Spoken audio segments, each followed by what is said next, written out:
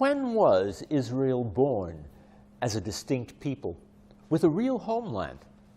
The biblical account admits that they were little more than sojourners, nomads, even brigands, whose wanderings led them across Mesopotamia and Egypt to a little sliver of land nestled along the Mediterranean coast that came to be known as Israel.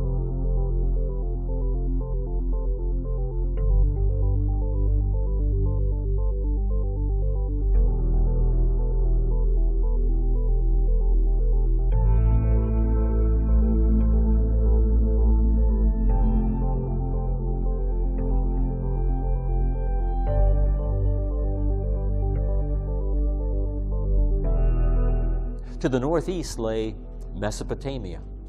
Across Asia Minor, there were the Hittites, whose Indo-European forebears first settled Anatolia in the 3rd millennium BCE. Regarded as expert metalworkers, they were perhaps the first to use iron, which would help bring on the Iron Age. They were also innovators in law, and some theorize that biblical law was modeled after Hittite treaties. To the south, Egypt was an ever-present reality that never ceased to extend its grip on the southern Levant. In the 1500s BCE, the Hittite king Mercilus I toppled the Hammurabi dynasty. But he was blocked to the south by Egypt, and he couldn't consolidate his hold over Mesopotamia. The Hittite cities were burned by invaders, known in Egyptian records as Sea Peoples. These Sea Peoples also launched debilitating attacks on Egypt. They captured Cyprus and occupied Canaan's southern Mediterranean flank at a time when the Israelites were infiltrating the hill country. So, by distracting and weakening Egypt, the Sea Peoples unwittingly aided the Israelite conquest of Canaan, many of whose city-states were vassals to the pharaohs. And, by the way, the Sea Peoples represent just part of a larger instability ravaging the entire Mediterranean basin in the 1200s BCE. It was about this time that a certain city in Asia Minor was attacked by a Mycenaean king who vanquished its inhabitants by a clever ruse. The city was known as Troy, and the ruse was a wooden horse disguised as a gift. If we were to imagine a chaotic age in which an army of Hebrews under a brilliant commander named Joshua might have conquered the land of Canaan, there could be no better candidate than the 1200s BCE. The biblical record recounts Joshua's blitzkrieg in all its gory detail.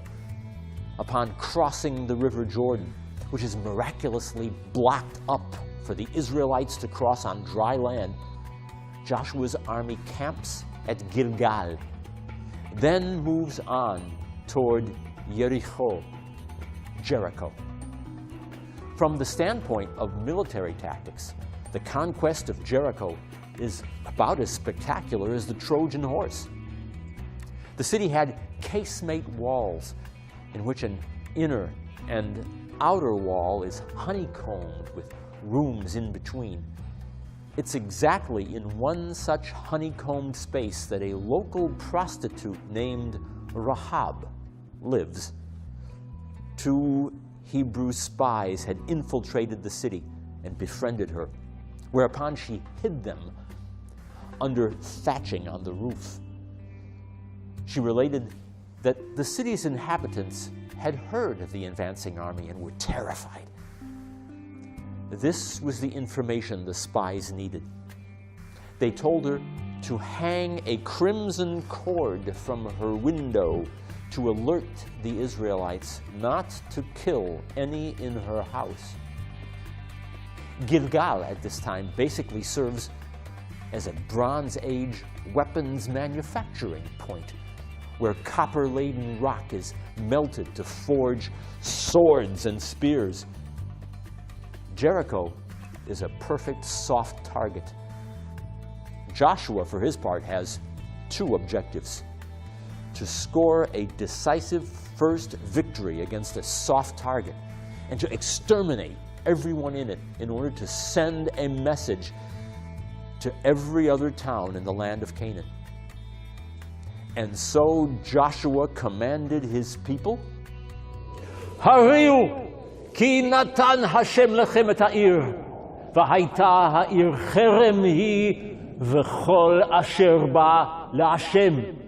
Rak rachav hazona tichye, hi v'chol asher ita babait, ki החבטה את המלאכים אשר שלחנו, ורק אתם שמרו מן החרם, פן תחרימו, ולקחתם מן החרם, ושמתם את מחנה ישראל לחרם, ואכלתם אותו, וכל כסף וזהב, וכל נחושת וברזל קודש הוא להשם, אוצר השם יבוא." One theory is that the crimson cord of Rahab is now used to infiltrate the city. Joshua orders his army to march around the city blowing ram's horns for 6 days, which makes little sense to most readers of the text. But what if this is a diversionary tactic to cause the terrified inhabitants to pay attention to the great parade while a group of special operations troops climb up the rope, positioning themselves in Rahab's apartment? On the 7th day, when the ram's horn is sounded one more time, the special ops forces make their move, overpowering the guards and throwing open the city gate. Figuratively speaking, the walls came tumbling down. Joshua's jihad, in which every living thing in the city is exterminated, is the mark of a highly disciplined army. As gruesome as all this is, such violence appears in many other ancient texts, including wholesale slaughter of men, women, and children. Brutal? Yes. Uncommonly brutal? Well, given that day and age, we would have to say no. People of faith ask, what kind of God would permit this? That, of course, is another issue. Our only interest is historical fact. Everything else is irrelevant. That said, how does archaeology weigh in on Jericho? Back in the 19th century, the famous father of biblical archaeology, William Foxwell Albright, was convinced that the stories of the Bible could and would be verified by remains found at excavated sites. The initial results seemed promising, as Albright identified a number of sites in modern Palestine that appeared consistent with the notion of a conquest of Canaan by Joshua. In the 1930s, German archaeologist John Garstang claimed to have found the remains of a fallen wall at the excavated site of ancient Jericho. Was this the proverbial smoking gun proving the biblical account to be historical? All such hopes were dashed, however, when in the 1950s, British archaeologist Kathleen Kenyon determined that Garstang's fallen wall dates to a period some 200 years earlier than the accepted dating for Joshua's conquest. She concluded that by the early 1200s BCE, Jericho was either an unwalled village or completely abandoned. So, is the whole biblical account just mythology? As has often been said, faith must bow before the facts. But on the other hand, some scholars have reevaluated Kenyon's work, which was based entirely on imported pottery fragments found on the site, and argued that Garstang was right all along, and that the fallen wall fits well with the biblical record. Our job as scholars isn't to tell you which side is right, but simply what the issues are. It's up to you to be judge and jury. Consider also that if we follow the biblical chronology strictly, we arrive at the early 1400s BCE for Joshua's conquest. That is the 15th century. But archaeology shows that the Canaanite cities of Bet-El, Tel Bet Mirsin, Bet Shemesh, Eglon, and Hatzor show evidence of destruction during the 13th and 12th centuries. On the one hand, that supports the biblical account. But on the other hand, it's 2 centuries later than the Bible's chronology. Any way we look at it, it's a complicated picture with issues galore. So-called minimalist scholars doubt that there ever was a Joshua or a historical conquest of Canaan. There is, however, somewhat of a smoking gun, and that's the city of Hatzor in northern Galilee. Extensive excavations have revealed not only destruction, but a fire so intense that it actually melted the bricks of the buildings. Even more telling, pagan idols were found with their heads cut off. Who would have decapitated pagan statues? Fellow pagans? One Israeli archaeologist asks. If Joshua did not destroy this city, who did? People from outer space? Still, we have other problems when it comes to matching text with history. The Bible relates that after the conquest of Jericho, the city of Ai was targeted next. The trouble is, the site generally associated with Ai was desolate during the time of Joshua. Minimalists suggest that later Israelites simply noticed a destroyed city in their midst and made up a story of how Joshua had conquered it. But one archaeologist argues that the real city of Ai was in a different location entirely, namely Khirbet el Makatir, which was indeed destroyed at a time consistent with Joshua's invasion. Other stories related to the conquest involve 5 of the southern rulers who made an alliance to punish Gibeon, but they were routed at Makkedah by Joshua, who came to the assistance of the Gibeonites. It was during this battle that a furious hailstorm set in, proving more deadly than the sword. And on this occasion also, at Joshua's command, the sun stood still upon Gibeon, and the moon in the valley of Ayalon. The fugitive 5 kings were discovered hiding in a cave at Makkedah. By Joshua's orders, the cave was closed with huge stones until the pursuit was over. When it was reopened, and the kings, having been thoroughly humiliated, were slain, their bodies being hanged on trees until evening, when they were taken down and cast into the cave. Then followed the conquest of Libnah, Lachish, Eglon, Hebron, and Debir. In the south, Joshua penetrated as far as Kadesh Barnea, in the west as far as Gaza. But again, there are issues everywhere. Was the conquest partial, gradual, steady, total, bloody, or swift? And Joshua 11:23 declares, "So Joshua took the whole land."